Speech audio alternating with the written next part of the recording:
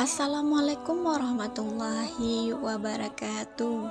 Kembali lagi di channel Faisal Official 20. Pada video kali ini kita bakal mengisahkan kisah cara mati-matian Abu Nawas mengajar lembu membaca Al-Quran.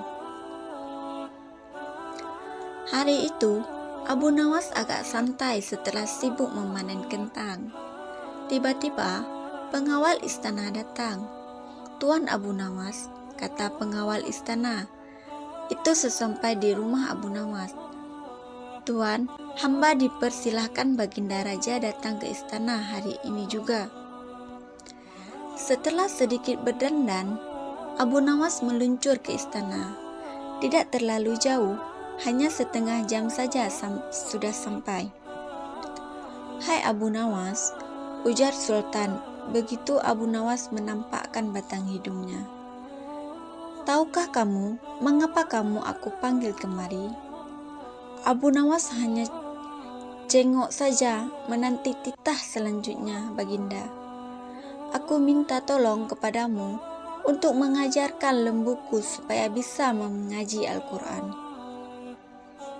Jika lembu itu tidak dapat mengaji, niscaya aku akan menyuruh mereka membunuh kamu," titah Baginda sembari menunjuk beberapa orang algojo. Abu Nawas ngaruk-ngaruk kepala. Akhirnya ia pun menyanggupi. "Baiklah tuanku Shah Alam," jawab Abu Nawas. "Titah tuanku patik juga di atas kepala patik," tutur Abu Takzim. Selanjutnya Baginda menyuruh Abu Nawas pulang dengan menuntun seekor lembu. Sesampai di rumah, lembu itu diikat erat-erat pada sebatang pohon kurma. Esok harinya, Abu Nawas mulai memukul lembu itu dengan sebuah cambuk rotan sampai setengah mati. Ketika binatang itu hampir mengamuk, Abu Nawas mengucapkan kata atau. Perkataan itulah yang diajarkan Abu Nawas kepada lembu itu. Sambil tetap mengayuhkan cambukannya tanpa henti, pekerjaan itu ia lakukan setiap hari pagi sampai tengah hari, dan dari zuhur sampai maghrib selama beberapa hari, sehingga tidak terpikirkan untuk menghadap ke istana. Setengah bulan kemudian, Baginda menyuruh seorang hamba melihat ke rumah Abu Nawas. Apakah dia mampu mengajarkan lembu itu mengaji atau tidak?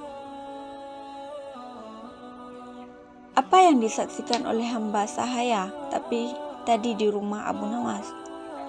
Tiada lain cambukan yang dilancarkan oleh Abu Nawas kepada lembu itu sambil berkata atau. Sampai binatang itu kesakitan setengah mati. Maka dilaporkanlah hal itu kepada Baginda Sultan. "Mohon ampun Baginda," kata hamba sahaya itu sesampai di istana. "Patik lihat Abu Nawas sedang mengajar lembu itu di belakang rumah dengan sebuah cambuk rotan yang besar. Jika tali pengikatnya tidak kuat, pastilah lembu itu lepas dan mengamuk. Yang diajarkan tidak lain hanyalah 3 patah kata, yaitu atau. Baginda terheran-heran mendengar laporan itu. Setelah berpikir sejenak, Baginda bertitah, "Panggil kemari Abu Nawas sekarang juga. Aku mau tahu apakah lembu itu sudah bisa mengaji atau belum." Tidak lama kemudian, Abu Nawas pun sampai di istana. Ia pun datang menyembah. "Hai Abu Nawas, sudahkah engkau mengajari lembuku itu? Dan apakah lembu itu sudah bisa mengaji Al-Quran?" tanya Baginda Sultan. "Sudah bisa sedikit-sedikit ya tuanku Shah Alam," jawab Abu Nawas. "Tadi aku suruh seorang hamba melihat ke rumahmu. Katanya engkau mengajari lembu itu kalimat atau. Aku mau tahu apa artinya perkataan itu."